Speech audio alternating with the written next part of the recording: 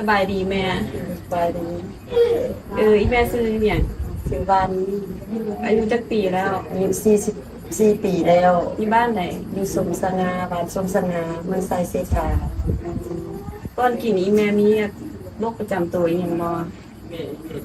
ตอนแต่กี้นั้นไม่ก็บ่เป็นหยังมาตอนนี้มีโรคประจำตัวย้อนว่าเป็นกระดูกโป่งเนาะกรดไหลย้อนกระเพาะลำไส้นี่ว่าหลังจากกินไปแล้ว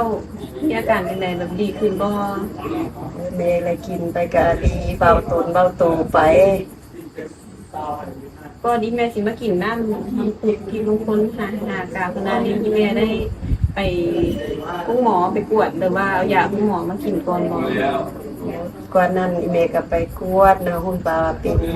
กระดูกโป่งแล้วก็เพิ่นวางยาให้กินระยะนึงแล้วก็ได้เศร้าแล้วก็มากันกินตัวนี้น่ะก็รู้สึกว่าเบาโตได้แม่ฮู้จักน้ำมังคุดที่บางคนนี่จากไผเนาะผู้ใดแนะนำให้แม่กินรู้จักน้ำมันลูกไฟแนะนำให้กินแล้วก็มากินเอามากินแล้วก็รู้จักว่าเบาโตนะกินตะเบาโตบ่เจ็บบ่ปวดนี่แหละอาการเจ็บปวดมันก็ยังตื่นนอนแต่เช้าตื่นง่ายๆเป็นเบาๆโตไว้นะ